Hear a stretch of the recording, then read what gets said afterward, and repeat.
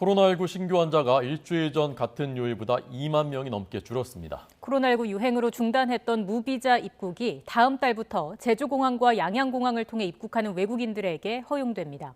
취재기자 연결합니다. 최명신 기자. 네, 최명신입니다. 네, 자세한 신규 확진자 현황 정리해 주시죠. 네, 오늘 0시 기준 신규 환자는 49,064명입니다. 어제보다 2천여 명 줄었습니다.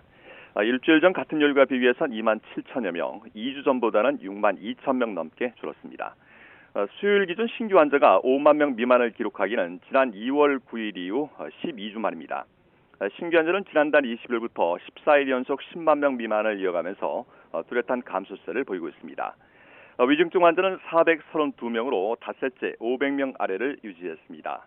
어제 두 달여 만에 50명 아래로 내려왔던 사망자는 소폭 늘어서 72명을 기록했습니다. 누적 사망자는 2만 3,079명입니다. 전국 중환자 병상 가동률은 전날보다 1.3%포인트 내린 23.9%로 20%대 중반을 유지하고 있습니다. 재택치료 환자는 26만 8천 명, 이 가운데 하루 두 번씩 모니터링을 받는 집중관리군은 2만 3천 명 정도입니다. 네, 정부가 일상 회복에 맞춰서 지역 경제 활성화하기 위한 조치에 나선다고요?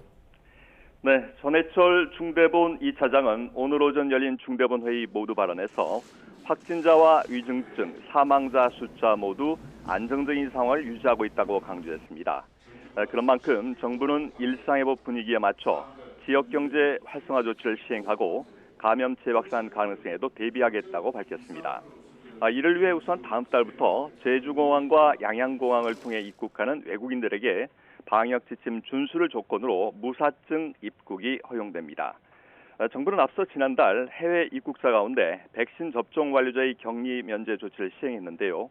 이번 입국제도 개선으로 관광객 규모 확대와 관광시장 활성화에도 도움이 될 것으로 보고 있습니다. 또 기업의 재택근무 활성화를 통해 감염 확산 가능성을 낮추기로 했습니다. 재택근무를 도입하는 기업의 부담을 완화하기 위해서 프로그램 장비 구축과 인사 노무 관리 비용을 지원하고요. 정부와 공공부문도 감염 상황 등을 고려해 재택근무를 적극 활용키로 했습니다. 현재까지 총 6건의 재조합 변이가 확인된 가운데 정부는 유전자 분석 강화와 위험도 평가 등을 통해 신종 변이 바이러스 확산에도 대비한다는 계획입니다. 지금까지 사회부에서 YTN 최명신입니다.